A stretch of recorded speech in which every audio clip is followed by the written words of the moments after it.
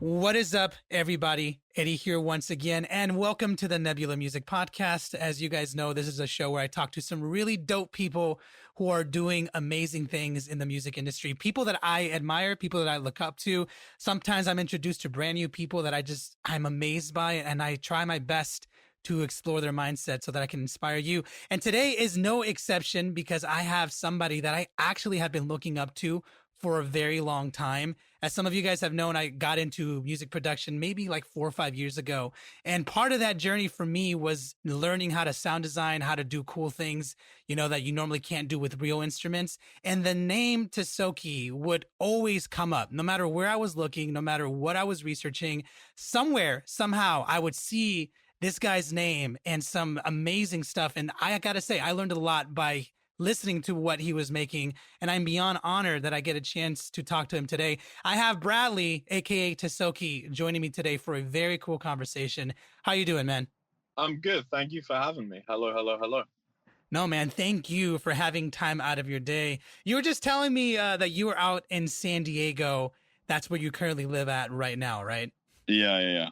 Yeah, I made the mistake of thinking that he lives in San Diego. I'm sorry, in San Francisco, and I don't know where I heard that, man. Somewhere down the road, I think I heard that you were in San Francisco, but I don't know why, man. But let me ask you this: I've been asking this to everybody that's been on the show because I'm just curious how everybody handles or has been handling with it. But how has the quarantine or I'm not even sure if it's called quarantine now, but like the whole lockdown thing, like how have you been dealing with that? Has that been okay with you, or has it been a bit of a struggle? Uh, I mean, it's been okay. I've just kind of made sure to stay busy and stay at home and make sure I'm occupied rather than like letting it consume me. But yeah, it's been okay. I just been, you know, putting my attention elsewhere rather than having to leave the house or anything. So it's been okay. So have you been making like a lot of music, or just been exploring some creative stuff at home? Yeah, I mean, I pretty much only make music. I don't really do much else in my life. So, so Putting, well, I mean, you put all those eggs in that one basket, and it's clearly worked out for you, man. yeah, I mean, the second that I remember I was on tour and I can't remember where I was. I think it was like North Dakota or it was like somewhere random, and we went to sound check and the, everyone was kind of like, oh, there's like a virus or whatever, and you could kind of sense it in the room that everyone was a bit worried about it. Yeah. That was back in March when things like started kicking off, and then yeah, that was the last show that I really played, and ever since then it's just been super weird. But yeah, I've just been working on a ton of music and thankful to be able to keep doing it. Yeah, dude, I'm happy for you. In North Dakota, where you were at, were you on tour, or was that just like a one show, and then you just had to come home after that? I was on tour and like it was uh it was tough because we started the tour in like I think it was like the start of February. So I'd only gotten 2 months into it, and then we had to cancel the rest of it. Shit, dude, man. You know what though? That's everybody's story for the most part. Like they had their plans, they were trying to do something, whether it was touring or an album release or something, and everybody just had to put fucking pause on everything. Yeah. Can I ask you, like, when this happened, did you or were you told that this was only temporary, that this was only going to last for like maybe a month or two, or was it common knowledge, or were you aware that this was like indefinite for like a long ass time? I mean, as much as like promoters and stuff wanted to, keep morale up, especially like around the newer like producers and DJs who unfortunately relied on touring as like their sole income. I think they not I wouldn't say deceiving, because I think deceiving is a bit of a rough word, but there was definitely kind of like a false hope in the air. Whereas from my perspective, I, anything that I kind of do, I just take the motto of like expect the worst and hope for the best, and the worst being that was it, like for the foreseeable. Mm, So I think in my own situation, I kind of braced myself for impact and kind of assumed that it was going to be as it has been. But yeah. I know that a lot of promoters and also a lot of my peers and other DJs and stuff were just blindsided by it because for whatever reason they were told that it was only going to be a few months. Yeah. So for you, then you pretty much adapted. Well, I mean, I'm not so sure, but from what I'm understanding, did you pretty much just adapt right away? Like the minute that you learned that everything was being locked down, you just went straight home and just accepted, all right, I'm going to be here for a while and let's see what I can do with that.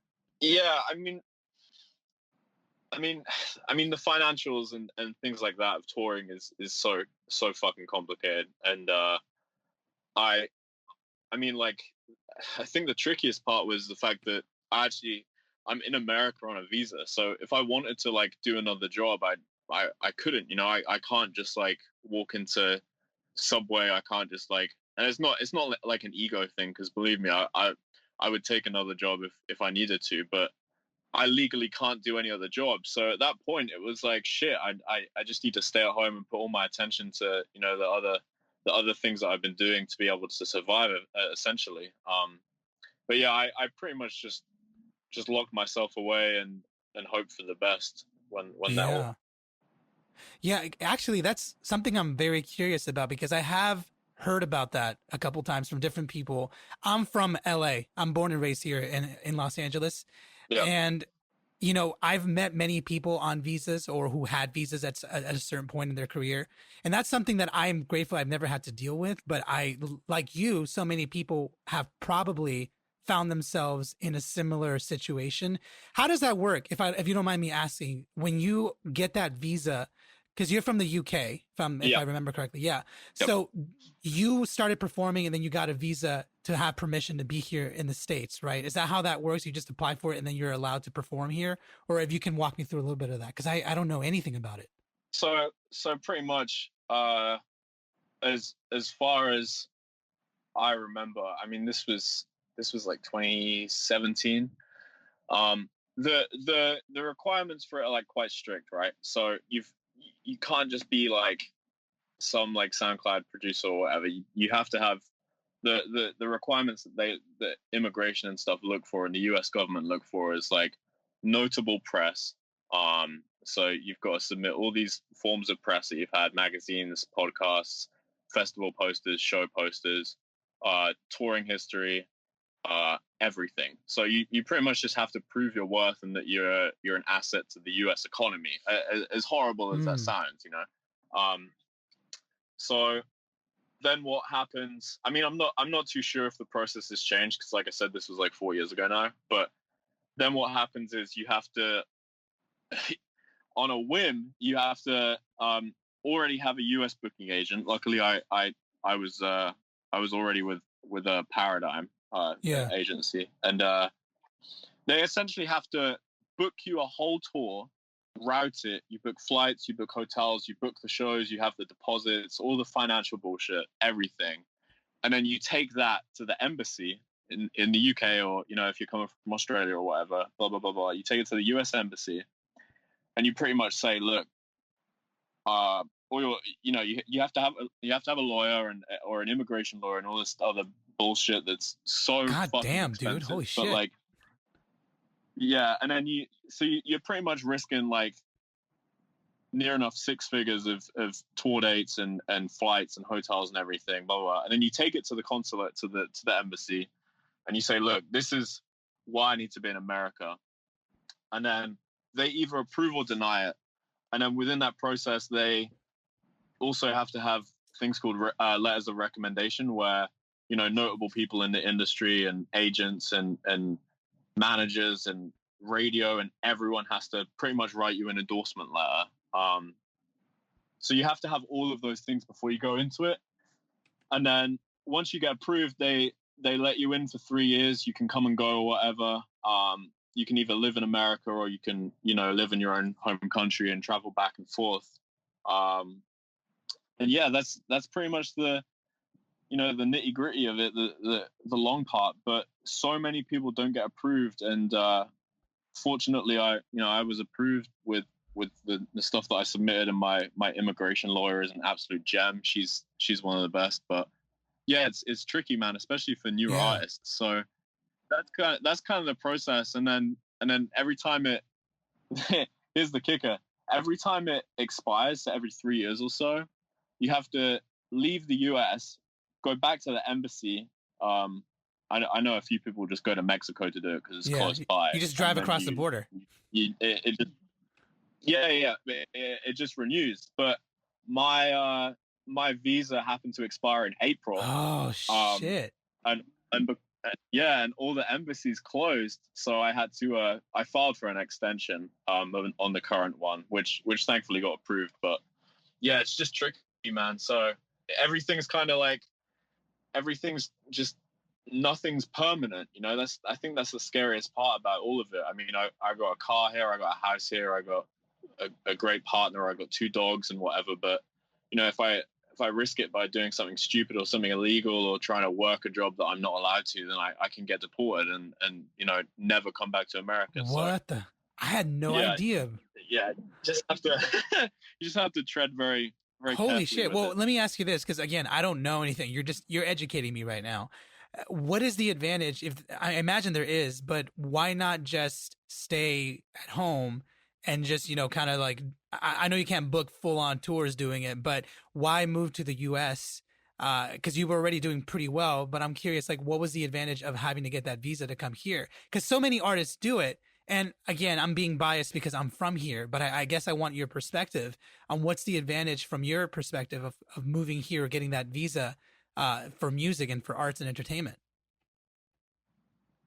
I think you know, not many people would like to admit it, but it's honestly from a financial standpoint. You know, I mean, um, it's you know the amount of money that say I have like 3 shows every month, right? So one a week. This is all hypothetical. Say I have 3 shows a month, one a week. I have one weekend off or whatever, and I'm having to fly back and forth from America to the Mm, UK or whatever, while still I mean, that's getting into the numbers. That's like $1,000, $2,000 worth of flights there that you would be taking every month. Plus, you have to pay a mortgage or like rent on a place in the UK, which is another expense on top of that. It towards the tail end of 2017, because I did it for a while, what ended up happening was I was spending more on flights to go back and forth than I would be to just rent a place in Los Angeles. So that's what I ended up yeah. doing, Um, so it's honestly from a cost effective standpoint, and also it's if you live in America and you're on a visa and you prove yourself as a worthwhile citizen, you pay your taxes, you don't get any trouble or anything. I think in the long run that just helps your case even more with immigration, whether I'd want to apply for a green card down the line or whatever. That's another. It's pretty much every I look at it in the sense of like every day that I live in America and that I do everything right and that I pay my taxes in America, I don't get any trouble with the police or anything. Every single day that happens is just another check mark on my immigration case, and Mm, that just furthers my case and strengthens it. So that's another aspect to look interesting. at. And so is your plan to stay here permanently? Like, is that the long-term goal for now, at least? Yeah, I think that's on the cards. Ideally, I'd want to invest in some real estate back in the Smart UK man. as That's well. smart. Yeah, all my family's back there and stuff, but just to have that kind of mobility of being able to kind of be everywhere, maybe like even Australia as well at some point, just to have bases. But that's something a bit further down the line. But yeah, I don't see myself living permanently anywhere, because I feel like once touring comes back, it's like it doesn't really matter where you live. Yeah. It's just until you want to chill out and have a family and stuff, which is something I'm looking forward to doing as well. But until then, I can't really say because I don't really Yeah. know. No, I love your approach, man. You seem like you have a plan, but you're also you're also pretty much allowing yourself to roll with the punches too, which is smart. Yeah, It's smart, man. I know so many people, myself included. I used to be way more trying to control shit when I was younger. Like I wanted to control my future and stuff, but it can't. It's very hard to control everything. You can try and control what you do, but I don't know, man. The outcome is weird for everybody. Uh, yeah, it's not worth the stress, honestly, at the end of the day It's either. not. Hey, I'm curious. A random question. You said that you were renting stuff here, that you were in LA for a little bit. Now you're in San Diego. I'm curious, why the move to San Diego? Now, I love San Diego. I'm there quite a bit. My girlfriend's from San Diego, but it's a very different experience from, you know, LA. And I think most people that live in both cities will say the same thing. Why did you choose to relocate down there? Honestly, I The just traffic? Too much LA traffic? I mean, that's part of it, but I think another part of it, I just didn't like the lifestyle. I think you know, I 8 years of my life was spent growing up on a farm, you know, in the middle of Really? Scotland, away from everyone. Yeah, and like as much as I wanted to fake it and be like a city boy or whatever, it's just wasn't me. And like I remember there'd be so many instances where, you know, me and my partner would be in the elevator going up to our apartment, and there would just be like these Instagram kids, and they were like doing live streams and like all this like clouty shit. And I don't know, man, it wasn't it wasn't me. Like I just everyone, you know, I mean, you can attest to this. Like there's a lot of people who go to LA with the false pretense of like this is where Yeah. success is, and this is where my career is gonna Yep. skyrocket in any industry. You know, whether that's real estate, whether that's music, arts, acting, fucking starting a coffee shop, whatever. And it's a great place. And you know, don't get me wrong, I still have friends there, and I still go up like every week to see friends and do work and stuff. But like just to come home off a busy tour schedule. I mean, I remember coming. I did like a a Japan tour, and then from Japan I went straight to Australia, and then I did an Australian tour, and then I came back to LA, and it just felt like I was still in a hotel room. It was just like, I know that feeling. I you know know what that I mean? feeling. Like there was there was no sense of community. There was no like, and anytime I went and like, we have two dogs now, but like back then we just had Jasper, the one dog, and he was, you know, he was a young puppy. And anytime I took him out, I just felt like fucking anxious. Where were you like at? Were you like in Culver so City many or like what part of LA? we for the last part we were in Oh, okay. Glendale. But before that we were in Oh, Koreatown, and then oof. before that K-Town, we were in dude. like yeah, like North Hollywood kind of area. So it's just tricky, man. I didn't get a grasp on it. I felt a lot of the people were, you know, kind of fake Yeah. in a way. Um, I mean, every single person that I met who was born and raised in LA, like yourself, like genuine, lovely, great people. But it's always like the fucking people who like moved from Nebraska Yep. to LA. Yep. You're You speaking know? to the choir, man. You're preaching to the choir. It's funny because I just had a conversation like this a couple months ago with somebody else from the Hollywood Undead, and he is from LA too. And it's interesting because, well, actually, let me see. What year did you move to LA? What year was it? It was the end of Okay, so 2017. here's the interesting part, which I think a lot of native LA people will tell you. As rare as we are, even though there's tons of us in the music industry, there aren't that much. Um, I would say that LA has changed drastically over the past 10 years than it ever has before.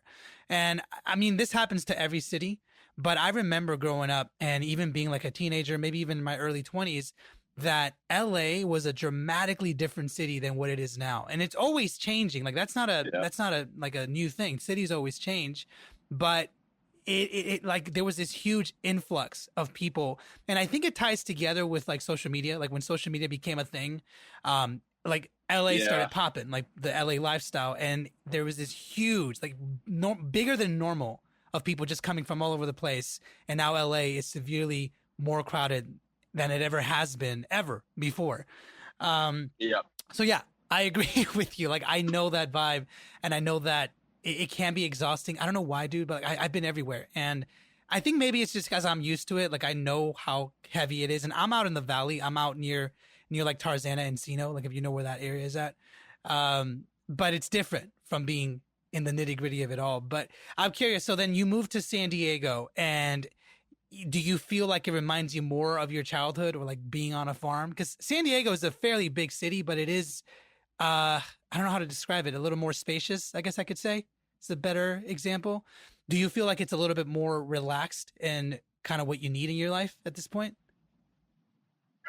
yeah. I think it's pretty chill. Like, it's a nice pace of life. You know, people are still on top of their shit, but it's not like everyone's faking that they're super busy all the time when they're not, just to seem busy. Like people here know how to chill out. I think that's the most important thing is when the day is done and people just want to kick it at the beach or go for a hike in like the hills and stuff. It's just, they just do it. There's no like social repercussion or like trying to show off. It's just a genuinely chill place. Yeah. No, I love it, dude. And San Diego is probably like my third favorite place in the planet. Two being New York. LA is obviously my home. But I love New York too. So and New York's amazing, dude. Continuing on, when it comes to the music scene, because you're out here in the US now, and it's obviously been very good for you. You've been very successful. But I don't know, part of me is curious because you're in the electronic scene, but you also do a lot in the UK and in Europe. One, I guess someone as amateur as me would argue that I feel like there's a big market out there as well for this kind of music. I'm curious, in your perspective, which market in your eyes does better for the type of music that you do? I mean, you're out here in the US, so probably the answer is US, but some people would argue that Europe is very, very huge. Why not just stay over there and just, tap into that full time? I'm just generally curious. Yeah, I think in Europe there's a lot less of I want to say less of a community thing. I think in America it's very much like, I've heard of people even who don't really like electronic dance music, just going to EDC or whatever because a group of friends are going and it's a good time and it's a good spirit. And I think in Europe it's very much like, it's a lot more elitist in Europe. I mean, a few people will say that I'm a fucking idiot for saying that, but like trends in Europe seem to change crazy drastic. There was like the dubstep explosion like way back in like the 2000s, and then everyone liked drum and bass, and then everyone liked techno, and it's kind of like on like a bass house kind of UK garage kind of vibe right now. Yeah. But it just chops and changes so much that, and there's also just, it's just more like elitist. I mean, I don't really know how else to say it. People express their opinions, and I feel like in America people are a lot more accepting of the different styles of music, whereas an artist from Europe playing shows in Europe, if they were to play a different style or a different kind of song, they would just be looked down on. I think that's why I think America has the community aspect down, especially way back in like 2015 with like when the whole Plur thing was happening, and when that had a real meaning. I think that was something that a lot of people in Europe tried to replicate but just couldn't get it because the community just wasn't there. It's a bit more why yeah, and I'm curious, like, in your opinion, excuse me, you were already starting to explain it, but why is it more elitist in your opinion versus the US? And I'm gonna preface this by saying that I personally agree with you. I do feel like the US does have this like communal thing. People are a little more accepting, but it also depends on where you go in the US. Yeah. Like, I think that there are some spots that are not as, accepting in terms of music as other places. So I'm curious, in your opinion, like what experiences have led you to believe that it's more elitist over here? I mean, I agree based on what I've seen, but from your perspective. I think it's just the fact that a lot of these genres and a lot of this music has deep history, in Europe. I mean, like I said, like dubstep, like techno, things like that. And I feel like the youth of today, I say that sounding like an old man, but like the youth of today feel like,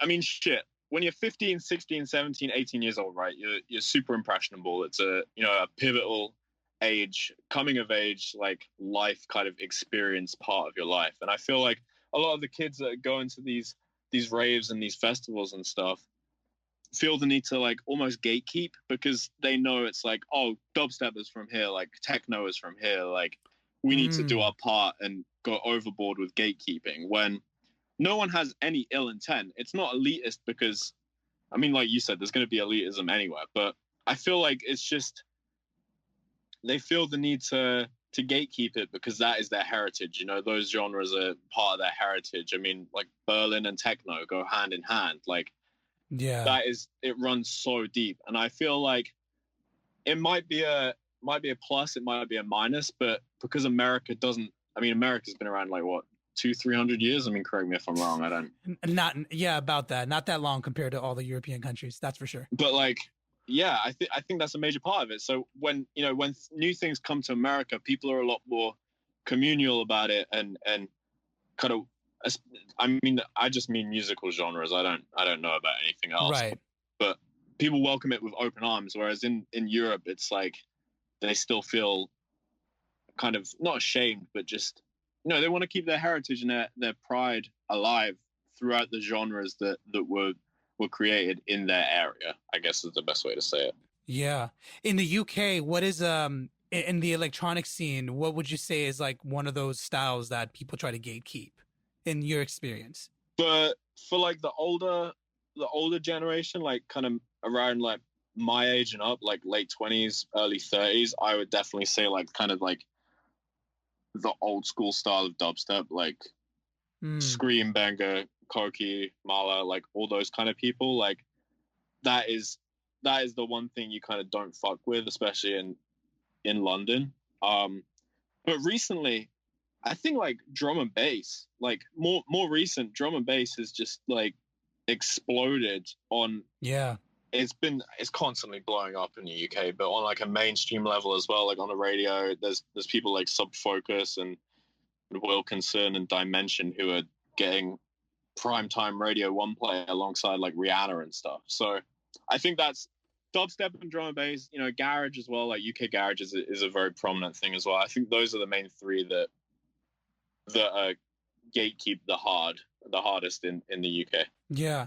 One of the things that I'm curious about then, how is it that since there is a lot of pride in Europe based on what I'm getting from you, and I definitely agree that it exists, and I think it's well deserved. I think there's a lot of history, especially in music. There's a lot of history in Europe all around, and so there is something to be said about that, and you should be proud of that. Yeah. How does one go about breaking something new in Europe then? Because it is rather elitist and there is so much pride, I imagine that breaking something new could be close to impossible. How does someone do that then? How does someone actually break something new into that industry? Is it by maybe combining it with something that's super popular right now, or is it through another way? I mean, don't know. It kind of, I think it depends on what avenue you're willing to take. If you want to do mainstream radio and have like the pop route, I think that's a different ball game. I think in terms of primarily electronic music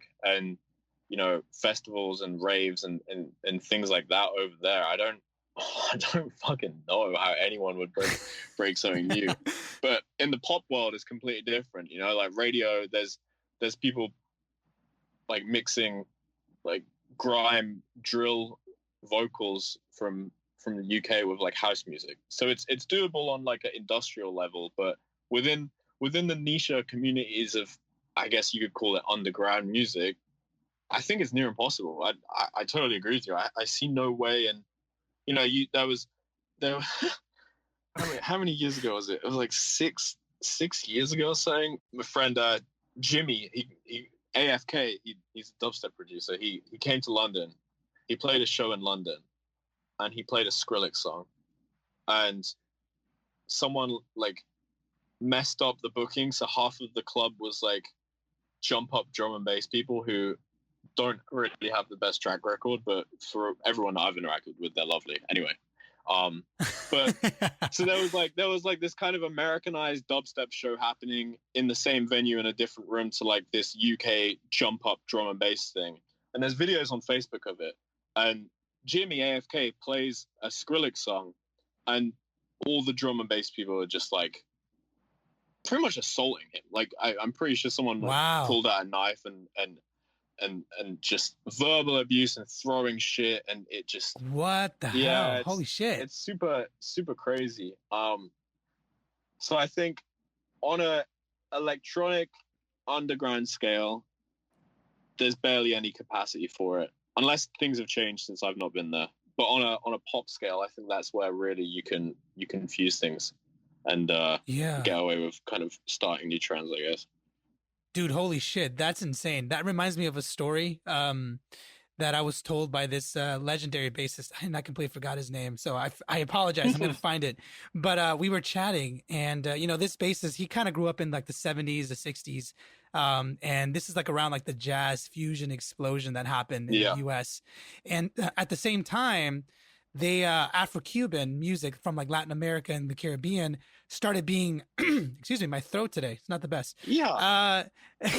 Afro-Cuban music started being, fused in with jazz and pop music at the time. Yeah. And so he told me stories of going to like Cuba, where I think it was still open, or I don't know how that happened, but Cuba here in the U.S. it's known as a huge, its own culture, but it's very huge in music, like Afro-Cuban music. Right. And or it might have not been Cuba, it might have been Dominican Republic. Anyways, it doesn't matter. Point being is that a lot of American musicians started going to the Caribbean to play traditional Afro-Cuban music. And what happened, there were many instances where people in the audience would jump up to the stage and just stab some of the performers. Yeah. Because Afro-Cuban music originates from incantations to like gods and stuff. And so while nowadays we think of it as like salsa music or like ballroom dancing or that kind of stuff, it traditionally comes from a religious background. And there was many people in those days that took offense to that. Obviously, that's not the case anymore.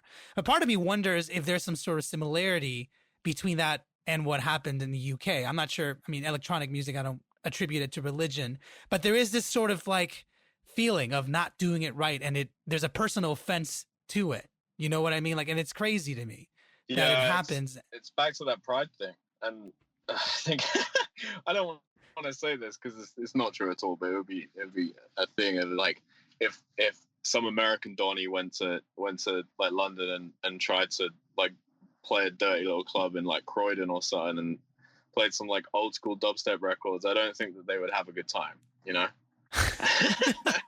Well, let me ask you this then. How did you break in then? Because your style, I mean, I love your style. I think you are very brilliant when it comes to music, and I've done a lot of learning. I mean, you deserve it, man. The truth is I've learned a lot just by listening to what you're doing, it's hard to do with other people, but with you, I always felt like I could pick apart what you were trying to do with your music.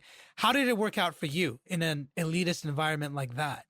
I think, I mean, honestly, I attribute any kind of success that I had to, two kind of groups of people, one in the US, one in the UK. Like, the first kind of big break I got was with Borgor. He just randomly hit me up one day on SoundCloud, and we ended up working on a track. He came to London on part of his tour, and we spent like a whole night, like just from like midnight or like 11 p.m. to like 8 a.m. in a studio kind of thing. And that was the first real glimpse into even like a proper recording studio that I ever had way back when. I think it was like 6-7 years ago. So Damn. That was kind of, I guess that was my foot into the American scene, whilst, I mean, Borgor is still a pretty big name in the UK. Like a lot of people who know electronic music will, know of Asaf and stuff. But that was kind of my foot into the Americanized world. And then at the same time, I was, going to a lot of these shows and spending a lot of time around, the Never Say Die crew, the label heads, the managers, the A&Rs, some of the artists and stuff as well. And I think that kind of cemented my foot in with the UK scene. So I feel like it would be tricky if I had the exposure in America and I started growing a fan base in America, but I didn't really get my foot in with the UK. And I still don't think that I could sell out a show in the UK as much as I'd love to. But I feel like enough people know me where it's in the UK, where it's a familiar name within at least dubstep. Yeah. So I think that's the main kind of takeaway from it is I started building both markets or both fan bases, I guess, and both, places of notoriety around the same time. There was no real like hometown hero kind of effect where everyone in the UK knew me who needed to know me and no one in America knew me. It was kind of the same time. So I think that's kind of how I broke it. And then I just made a conscious effort to keep reaching out to the American fan base while also simultaneously playing the few shows in Europe and the UK. Yeah. And musically wise, when it comes to the styles, at the time, I feel like, and again, based on what we've been talking about, I imagine that the two different styles from the US and the UK, they might have had their differences. How did you find a way to sort of bridge that gap, if there were any differences? Because again, based on what I've heard from you and all the learning that I've done by listening to your music, I do feel like you kind of have this interesting, creative approach to your sound. I wouldn't even call it middle of the road. Whenever I hear your music, I know it's you. Yeah. And so I'm just curious for you, how did you go about finding a way to balance both, I guess you can say, both like music that the US would like, music that the UK would like. I'm not even sure if you even tried doing that, but you clearly found a way to do it. And I'm wondering if you know how. Yeah, I mean, it was after, like, thankfully it was after like the Skrillex boom. So it was around the time where the styles were getting merged a lot. I mean, there was like Trolley Snatcher doing a lot of the more high-endy stuff, I guess, more of the, I don't want to say Americanized because it's not the right term, but just a lot more accessible for, both parties. But again, it was after the whole Scary Monsters and Nice Sprites thing that people really started to accept the music in both places. So I feel like if I got into it 2 years earlier, it would have been extremely tricky because London was still in that more underground kind of phase. Right. And America was just pretty much non-existent at that time in terms of. I mean, there was like Excision and Datsik and people like that, but it wasn't on the scale of what it was 2-3 years later. So I think I got in at the right time in terms of the fusion of both the styles, where you could, fly to like, I don't know, like Detroit and play the same music that you could play in London. I think that was the pivotal moment. And when I first got into it, that was the same time, luckily enough. So I don't think I blended anything on purpose. I think it was just influences from having my friends in America and having my friends in the UK, and I guess all the boats rise with the water, like they say. So I think I was just on a ship that was just going up as well. Yeah. God, I love that. that's a great metaphor. And now it's fucking sinking.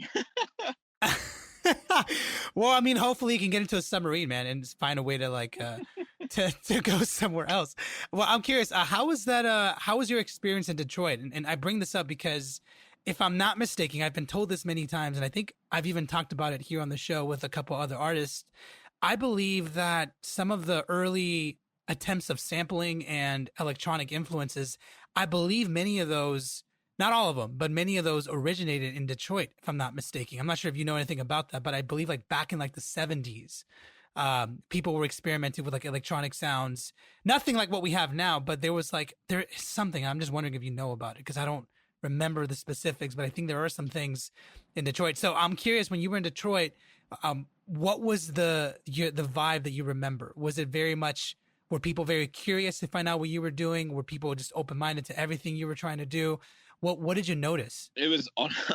You're gonna hate this, and feel free to cut it out because it's not that exciting. But honestly, it was just like a crazy like college dubstep show. Like there was no like it was not like any like break even moment or anything. It was just like Spag Hetty was headlining. I was supporting. We sold it. Oh, I love that dude. It was just some like some dumb dubstep vibe. But my it's funny you should mention that because my friend who also does a podcast, Willie Joy, he constantly, I think he's from Chicago, he constantly talks about the heritage and the history and stuff, and I'll hold my hands up and just say I've never bothered to even look into it. Oh, dude, no, shout out to Willie. I love that guy. Yeah. No, well, what's interesting is when you look past or you look into a lot of the styles that we know of today, they kind of go all over the fucking place. Like if you really trace back the heritage of everything, they literally cross borders. You'd be surprised how far they go. I think one of the classic examples that I've given before is like the concept of calypso, how like a lot of pop music has that like Latin infused groove, you know, like Yeah, the, yeah, but yeah, that comes from the Middle East, you know, and if you go way far back in time. So I don't know. I feel like all musical styles just kind of, you know, blend together at merge at some one point. point. Yeah. Yeah. Actually, on that note, I'm curious for you specifically, where do you see, and I'm not sure if there's like a specific answer, but in your opinion, where do you see, you know, your genre going and like the electronic scene going from here on out? Because I do feel like this year has kind of, I don't know, it's messed up a lot of things, but it's also opened up a world where a lot of people are experimenting with things that they normally wouldn't.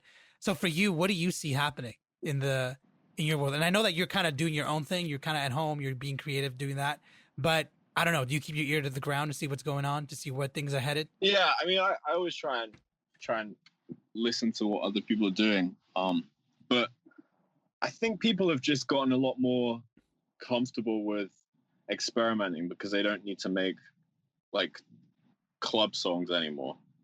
I mean, for the time being, now obviously club shows are going to come back at some point, but a lot of people are experimenting with different styles and different ways to do things. So it's not just because I honestly feel like, I mean, fuck, like I I got so bored of dubstep, and I'm still so fucking bored of dubstep. Like, if I'm in the mood for it, like, awesome, like it's great fun to listen to, but the intricacies of sound design and stuff just don't really like.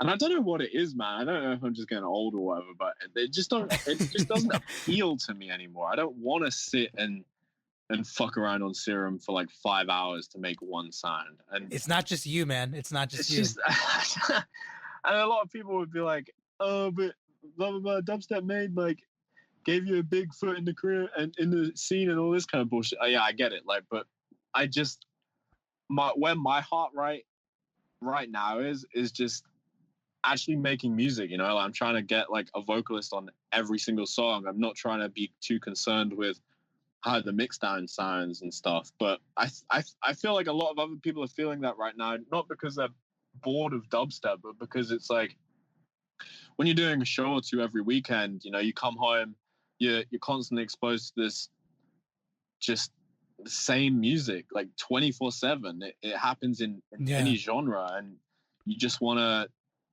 push out of those boundaries. I mean, unless you're in it for the wrong reason and you're just, you know, milking a cash cow, then it's a different story. But for the people who are actually making the music for the music and touring as a byproduct of that, when you spend pretty much half of your week touring, you just hear the same shit. Like when Yeah. Like a Bitch by Zomboy came out, great song, great production, everything, but fucking hell, it was everywhere.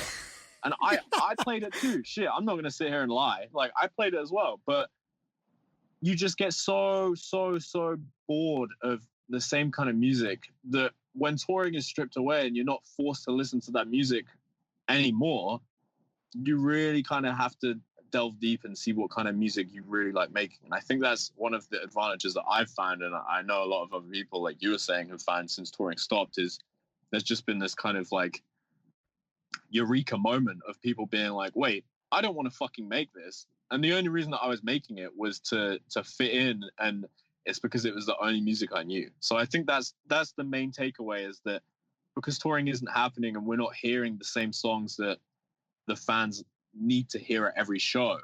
Because let's be honest, Yeah. if you're a DJ, you need to play what the crowd likes, and you can't just go to a fucking dubstep show and play, I don't know, house. Like Exactly. I've Exactly. seen so many videos of people who try to be different at dubstep shows and kills the floor. I mean, prime example, fucking love the guy to death. Getter, like Tanner, like when he did his whole Visceral tour, just didn't work. And people were fucking horrible about it. But now that that element is taken away, I think people are really starting to realize, hey, this isn't really what I want to do. And I think that is the case for me. I just got kind of bored of it, you know?